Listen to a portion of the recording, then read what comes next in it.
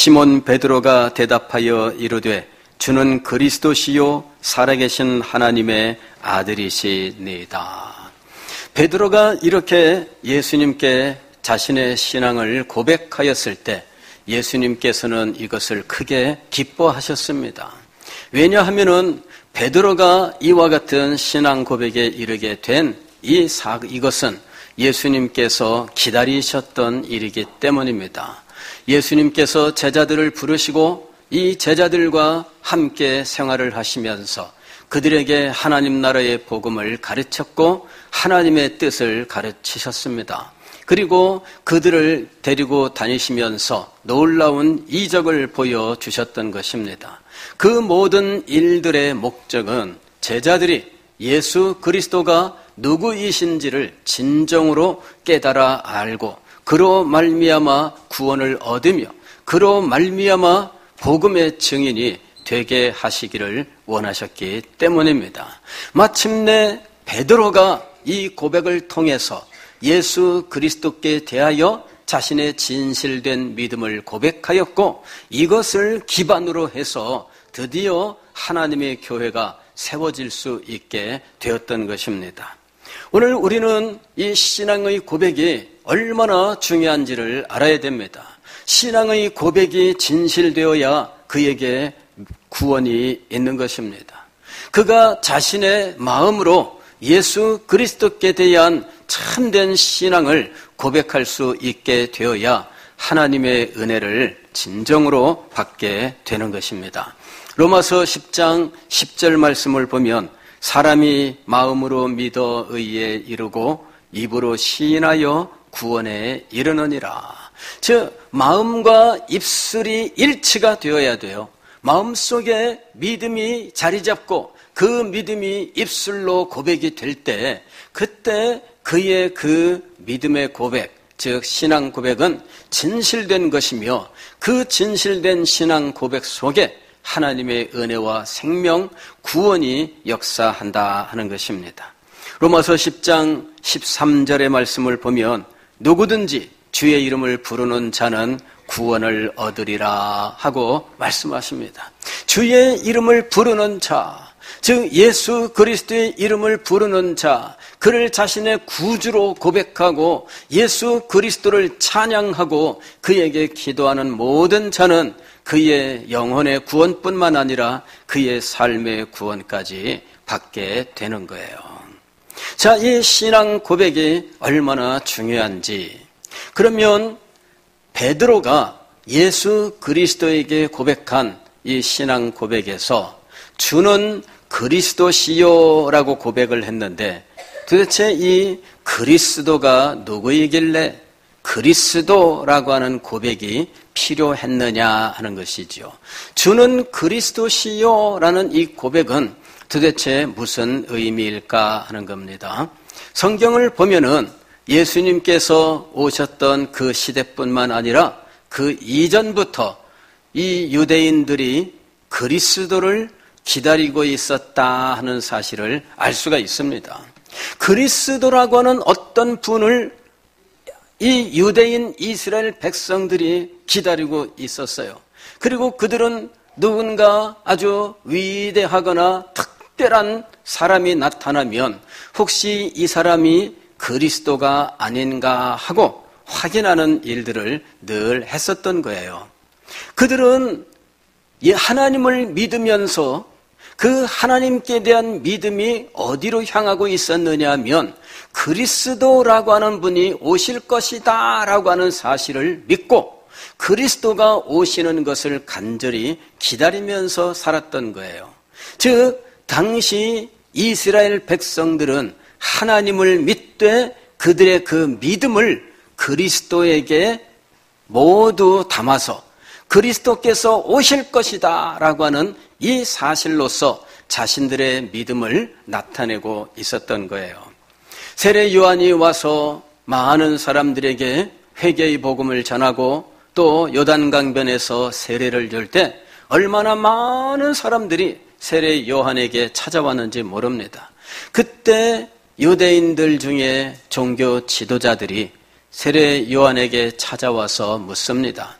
당신이 오실 그리스도입니까? 이렇게 물었던 거예요. 그랬더니 세례 요한이 이렇게 답변합니다. 나는 그리스도가 아닙니다. 나는 그리스도가 아닙니다. 그랬더니 사람들이 다시 묻습니다. 당신이 그리스도가 아니면서 어떻게 이렇게 세례를 주고 많은 사람들을 불러 모읍니까?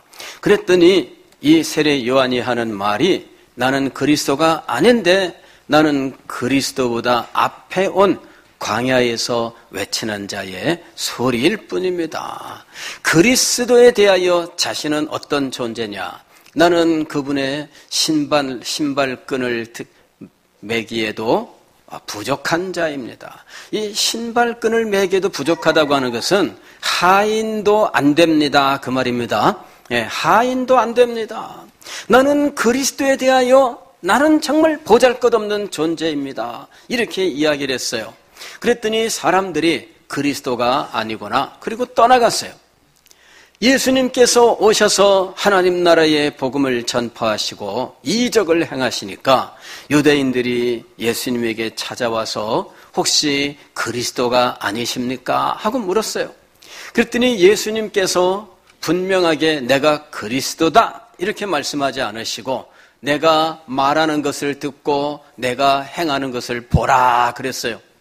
내가 말하는 것을 듣고 내가 행하는 것을 봐라. 그래서 이 사람들이 열심히 예수님의 말씀을 듣고 예수님께서 행하시는 이적을 보았어요. 그런데도 불구하고 다시 예수님에게 찾아와서 이렇게 물었습니다. 요한복음 10장 24절 말씀을 보면 유대인들이 애워싸고 이르되 당신이 언제까지나 우리 마음을 의혹하게 하려 하나이까 그리스도이면 밝히 말씀하옵소서. 그리스도이면 밝히 말씀하옵소서. 그런데 예수님께서 이 사람들에게 내가 그리스도다라고 이렇게 말씀하지 않으셨다고 이 사람들은 끝까지 예수님을 믿을 수 없다고 하는 거예요. 예수님께서 내가 하나님의 말씀을 전하고 있다 들어봐라. 내가 하나님의 능력으로 이적을 행하고 있다 다 보아라. 그리고 그런 이적은 아무라도 행할 수 있는 것이 아니라 오직 하나님께로부터 보냄받은 분이어야만 가능한 놀라운 이적이었어요. 안진뱅이가 일어나게 되고 귀머거리가 또 봉사가 귀가 열리고 눈이 뜨이고 중풍병자가 고침을 받고 또 심지어는 죽은 자가 다시 살아나는 놀라운 이적이 있었어요. 그리고 예수님께서 말씀을 가르치실 때 그 말씀은 하나님의 뜻을 얼마나 권세 있게 드러내는지 모릅니다. 그런데도 이 사람들은 믿지 못하고 있었어요.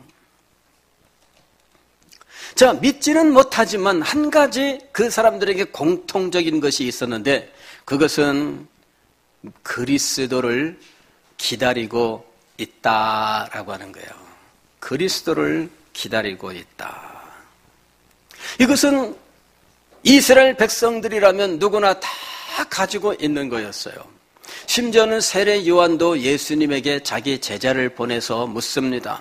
우리가 오실 그이가 당신이오니까 우리가 다른 일을 기다리오리까?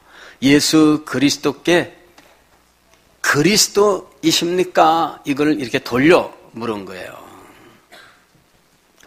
심지어는 그리스도께서 오실 것을 이방인 취급을 받는 사마리아 사람들도 기다리고 있었어요. 요한복음 4장 25절 말씀을 보면 사마리아 땅에서 한 여인이 예수님에게 이렇게 이야기합니다. 여자가 이르되 메시아 곧 그리스도라 하는 이가 오실 줄을 내가 아노니. 그래요.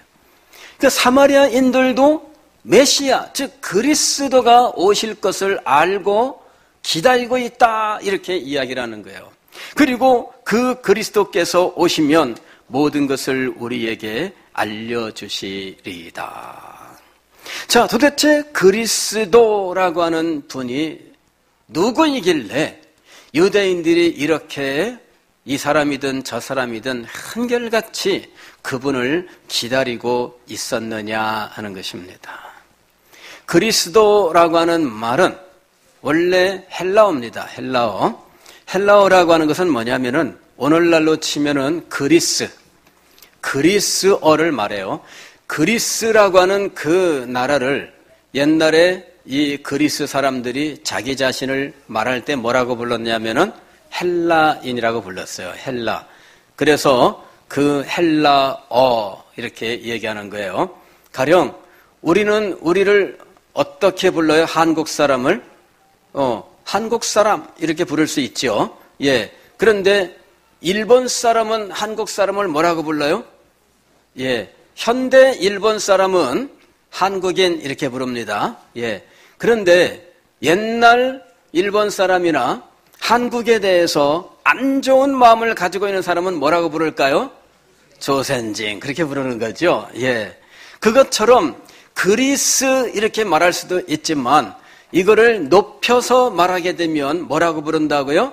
헬라라고 부르는 거예요.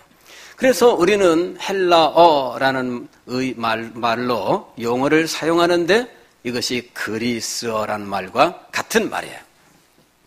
자, 그리스도라는 말은 헬라어입니다. 헬라어. 그리고 원래는 이 그리스도라는 말이 히브리어의 메시아라는 말을 번역한 거예요. 자, 메시아라는 말 들어본 적 있어요? 우리 학생들? 많이 들어봤죠? 예. 부끄러워서 손을 못 드는데, 예. 메시아라는 말은 여러분들이 잘 알 거예요. 요 히브리어를 그리스어, 즉 헬라어로 번역하면 무엇이 된다고요? 그리스도가 되는 거예요. 이스라엘 백성들은 메시아를 기다렸어요. 그리고 이 메시아를 번역한 즉 그리스도라고 번역을 한 거예요. 자, 메시아를 기다렸던 그리스도를 기다렸던 이것은 그들이 동일한 존재를 기다리고 있었다는 말입니다. 그러면 이 말의 의미는 무엇일까요? 메시아 또는 그리스도라는 말의 의미는 무엇일까요? 예, 그 말은 구태여 번역을 하면 기름 부음을 받은 자라는 의미를 가져요. 어떤 분이 저한테 묻더라고요. 장 목사님, 목사님의 그 이름자 한자가 어떻게 됩니까? 호자는 무슨 호자입니까? 예, 제 하늘 호자입니다. 익자는 무슨 자입니까? 날개 익자입니다. 그랬더니 하늘 날개. 이거 신비하죠? 하늘 날개. 예. 무엇이 떠올라요? 예, 천사가 떠올라야 됩니다. 예. 천사가 떠오르면 정답. 예. 비둘기가 떠오르면 정답이 아닙니다. 예. 그랬더니 이분이 하시는 말씀이 이름이 좋네요. 이름이 좋네요. 그 얼마나 이름이 좋아. 하늘 날개 천사가 돼가지고 하나님께서 사용하시는 하나님의 종이 된 거 아닙니까? 그죠? 야, 우리 아버지께서 이름을 지었는데 믿는 분이 아니었어요. 우리 아버지 저를 낳고 제 이름을 지을 때 우리는 기독교 예수님을 믿는 집이 아니었습니다.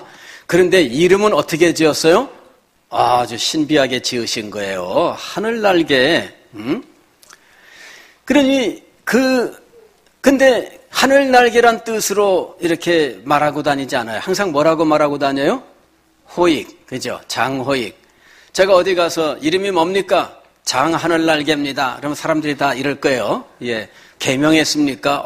어떻게 그 연세에 이름을 한글로 지었습니까? 이렇게 물어볼 거예요. 예. 장 하늘 날개가 아니라 뭐라고요? 장호익이에요. 자, 메시아나 그리스도라는 말도 마찬가지로 쓰입니다. 그냥 메시아, 그리스도 이렇게 말을 해요. 그러나 그걸 구태여 풀이하면은 무슨 의미를 가진다고요? 기름 부음을 받은 자라는 의미를 가지는 거예요.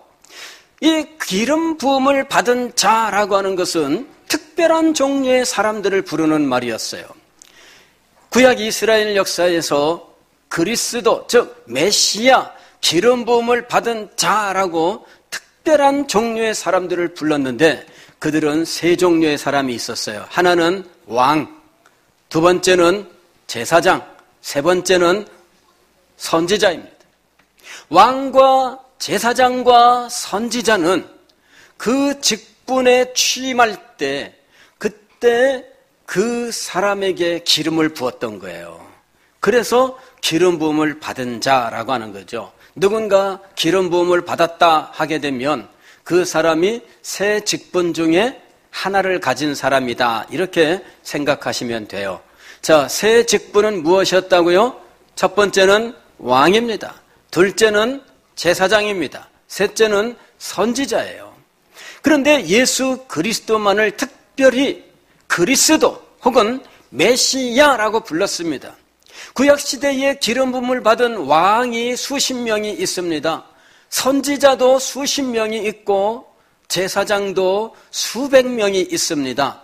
그럼에도 불구하고 예수님만을 가리켜서 메시아 혹은 그리스도라고 부르는 이유가 무엇일까요? 그분이 이 모든 직분의 원형이기 때문이에요. 자, 원형이라고 하는 말은 뭐냐면은 이거예요. 여기 목사님이 이렇게 있으면 햇빛이 비치면은 제 발밑에 뭐가 생길까요?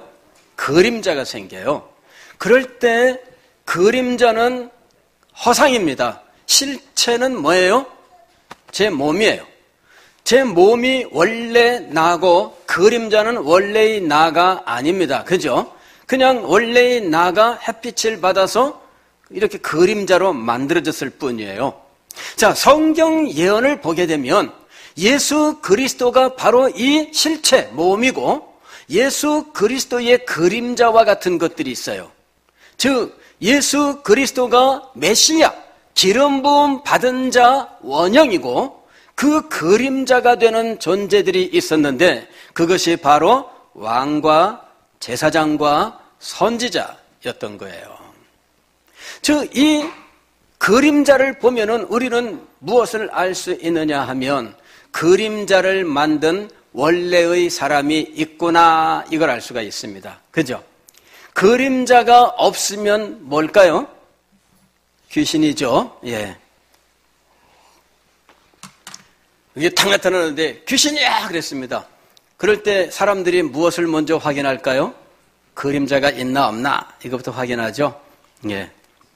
근데 그림자가 있으면 아, 사람이구나, 이렇게 안심을 해요. 자, 지금 골목에서 사람은 안 보이는데 무엇이 보이느냐 하면 길쭉하게 검은 그림자가 이렇게 나와 있어요. 그러면 우리는 골목 너머에 사람이 누군지 아직 모르지만 그림자를 보면은 사람이 있구나, 이걸 알 수 있습니다. 그리고 이 사람을 잘 아는 사람이면 그림자만 보고도 짐작할 수 있는 경우들이 참 많습니다. 그죠? 그림자만 딱 보고도 생긴 모양 보니까 아, 안경을 썼지? 안경 모양이 보여요. 그리고 모양을 보니까 아, 얘는 누구다, 이렇게 짐작할 수도 있어요. 자, 이렇게 그리스도는 아직 보이지 않지만 그림자가 이렇게 나타나서 그리스도가 어떤 분인지를 보여주는 역할을 하는 존재가 구약시대에 세 직분이 있었어요. 첫째는 왕이고 둘째는 제사장이고 셋째는 선지자예요. 그 사람들은 기름 부음을 받은 자예요. 그럼에도 불구하고 그 사람들을 메시아라고 부르지 않습니다. 그리스도라고 부르지 않습니다. 이유는 무엇일까요? 그림자이기 때문이에요. 그렇죠? 그림자 이렇게 있는데 이 그림자를 향해서 제가 이렇게 서 있는데 제 그림자가 있어요. 그런데 제 그림자를 보고 우리 곽유정이 이렇게 얘기합니다. 목사님. 그러면 옆에 있던 다른 사람들이 뭐라 그러겠어요? 쟤 좀 봐, 그림자 보고 목사님이라 그래. 그죠? 예, 아주 유정이가 진짜로 그렇게 한 거 아닙니다. 예, 다들 왜 유정이가 진짜로 그랬다고 이렇게 생각합니까? 자, 왜 구약시대의 왕과 선지자와 제사장을 향해서 메시아 또는 그리스도라고 부르지 않았을까요? 그림자이기 때문입니다. 그림자이기 때문에 그렇게 부르지 않았어요. 그런데 시간이 흘러서 점점 그림자가 움직여서 다가오기 시작합니다. 그림자가 점점 다가오기 시작하는데 드디어 그림자의 원형, 그 실체가 되는 분이 보이기 시작을 했어요. 먼저는 옷자락이 보이고 신발이 보이고 발이 보이는데 드디어 몸이 지금 막 나타나서 반만 보였어요. 자, 지금 예수님께서 이 땅에 오셨을 때 유대인들은 바로 그 그림자를 보면서 기다려왔던 거예요. 그리고 점점 세월이 흐르면서 이 그림자가 점점 짙어지고 드디어 오시는구나 하는 이런 상황까지 온 거예요. 그런 간절함 속에서 예수 그리스도를 만났던 것이죠. 자, 그러면 도대체 메시아 혹은 그리스도가 무슨 일을 하는 분이시길래 이분을 이렇게 간절히 기다렸을까요? 우리는 메시아 하면 뭐라고 이야기하느냐 하면은 구세주 이렇게 이야기를 해요. 구세주. 즉 기름 부음을 받은 자라고 하는 것은 그냥 글자 그대로 풀이했을 때의 의미이며 그 기름 부음을 받은 자 메시아는 무슨 일을 하시는 분이시냐 하면 우리를 구원하시는 분이시다라는 거예요. 그래서 이분을 구세주 혹은 구주라고 하는 거예요. 이 세상 사람들은 구주를 기다리고 있었던 거예요. 왜냐하면 우리가 살고 있는 이 세상에서 우리는 구원을 받아야 할 절망적이고 비참한 생활 속에 있기 때문이에요. 우리 개인적으로는 생활의 정도가 다양해요. 어떤 사람은 부자라서 여러 가지 좋은 거 먹고 좋은 거 가지고 자유롭게 살 수 있어요. 그러나 인간 전체를 놓고 보게 되면 그런 부자들도 피할 수 없는 근본적인 비극 그리고 고난, 어려움들을 함께 겪고 있어요. 인간이 겪고 있는 문제들을 20세기 초에 여러 가지로 정리를 했는데 그게 뭐냐면은 가난, 질병, 억압, 죄, 죽음 이런 것들이에요. 인간은 이런 것들로부터 자유를 얻어야 된다라고 하는 생각이 정리가 되었어요. 인간은 가난으로부터 자유해야 된다. 이 생각이 구체화되었어요. 인간은 가난으로부터 자유로워야 된다. 그래서 가난한 사람들을 도와줘야 된다. 누가 도와줘야 될까요? 국가에서. 이것이 이제 20세기에 생겨난 새로운 사상이에요. 그 이전까지는 가난한 사람들을 국가가 도와야 된다? 이런 생각을 못했어요. 그냥 부자들이 도와야 된다 이리 생각한 거예요. 그런데 국가가 도와줘야 된다. 그리고 오늘 우리나라도 이제 국가가 가난한 사람들의 기본적인 삶을 책임져야 된다라고 하는 이 분명한 것을 이제 우리 국가가 지금 정부 시책으로 삼아서 지금 시행하고 있는 상황이에요. 또 인간은 질병으로부터 자유를 얻어야 된다 이렇게 생각을 하게 됐어요. 옛날에 병에 걸리면은 돈이 있으면은 병원 가서 치료받고 고침을 받지만 그러나 돈이 없으면 치료 못 받고 죽어야 된다. 그거는 그냥 사람마다 자기 복이다 이렇게 생각을 한 거예요. 그러나 자기 복이다 하면서 누구는 치료받고 누구는 치료받지 못하는 이런 일들이 있어서는 안 된다라고 하는 생각이 나타난 거죠. 그래서 가난한 사람도 치료를 받을 수 있어야 된다 하는 이런 일들. 그리고 이것이 실제로 국가에서 해야 되는 일로 이제 표현이 된 거예요. 자, 억압으로부터 자유를 얻어야 된다라고 생각하게 되었어요. 그래서 이제는 독재라든지 이런 것들로부터 우리는 자유를 얻어야 된다라고 생각을 하게 된 거죠. 그런데 이렇게 국가가 이 모든 것들을 책임져 줄 수 있을까요? 이 국가라고 하는 것은 한마디로 말씀을 드리면 인간의 대책입니다. 인간의 대책. 즉 가난과 질병과 억압, 더 나아가서 죽음의 문제는 인간의 대책으로는 해결할 수 없습니다. 가난은 어느 정도까지는 국가가 책임지지만 그러나 그것도 한계가 있어요. 국가가 이 문제를 근본적으로 해결하지 못해요.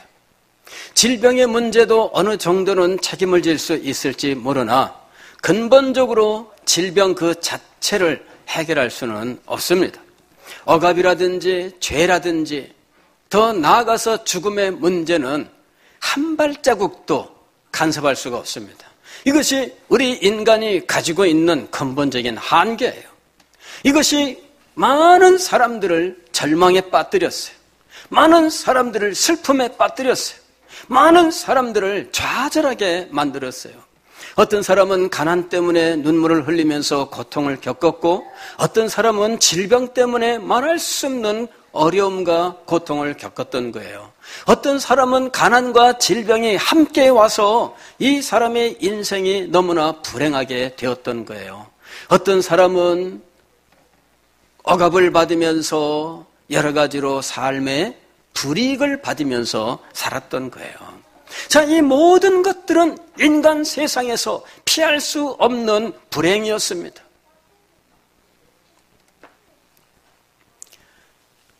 그리고 어느 누구든지 피할 수 없는 한 가지 근본적인 불행이 있었는데 그것은 죽음이에요. 누구나 죽는다라고 하는 거예요. 제가 오늘 여기 보니까 우리 다음 세대 학생들을 보면서 어떤 친구들과 얼굴을 보면서 저 친구는 지금 사춘기가 한창 진행 중에 있구나. 저 친구는 좀 벗어났구나. 이런 것들이 눈에 보여요. 예.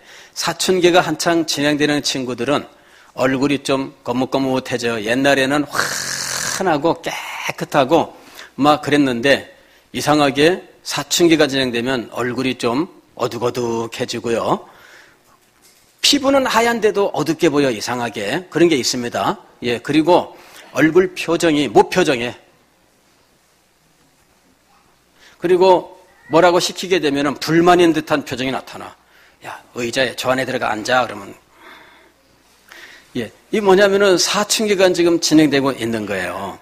근데 이 사춘기 때에 나타나는 아주 중요한 것, 그리고 반드시 있어야 되는 것은 뭐냐면은 인생이란 무엇인가 하는 질문이에요. 나는 누구인가? 이 질문이에요. 여러분은 잘 못 느껴도 여러분의 말과 행동은 이미 그것을 여러분이 느끼고 있다 하는 것을 보여주고 있는 거예요. 그래서 어른들은 그런 모습이 나타날 때 저 녀석 버릇없게 이렇게 생각하시면 안 돼요. 예, 버릇없는 것이 아니고 지금 가장 중요한 사춘기에 접어들었다 하고 생각하시고 잘 돌봐주시기를 바랍니다.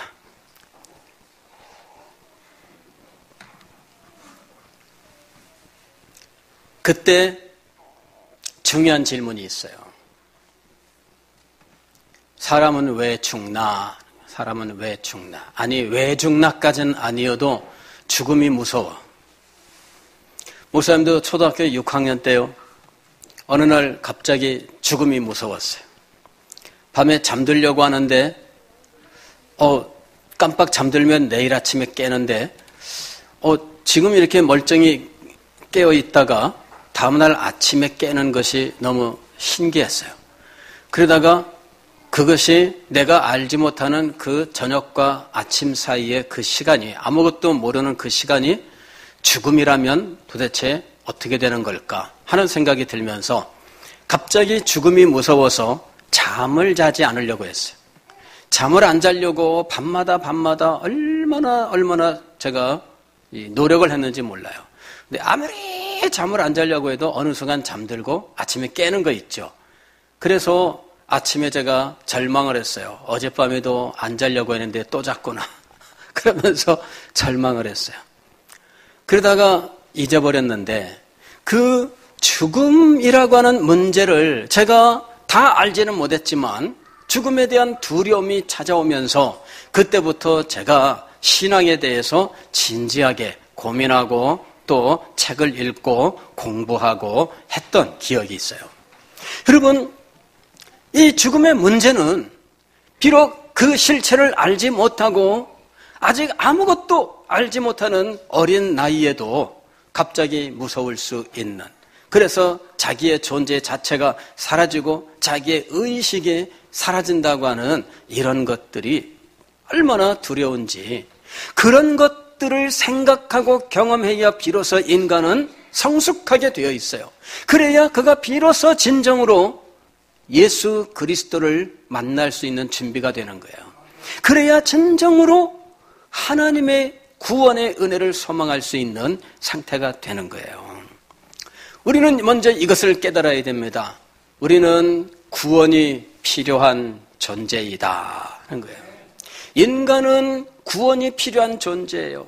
가난으로부터 구원을 받아야 되고, 질병으로부터 구원을 받아야 되고, 억압으로부터 구원을 받아야 되고, 죄로부터 구원을 받아야 돼요. 근본적으로는 죽음으로부터 구원을 받아야 돼요. 이 구원을 베풀어 주시는 분이 누구냐 하는 거죠. 그분이 바로 그리스도라는 거예요. 그래서 이 그리스도를 그렇게 기다렸던 것입니다. 사랑하는 성도 여러분, 오늘 우리는 그리스도가 우리의 구원자다라고 하는 사실을 다시 한번 마음속에 새기시고 이것에 대한 신앙을 진정으로 고백할 수 있기를 바랍니다. 사람이 마음으로 믿어 의에 이르고 입으로 시인하여 구원에 이르느니라. 누구든지 주의 이름을 부르는 자는 구원을 얻으리라. 기도하겠습니다.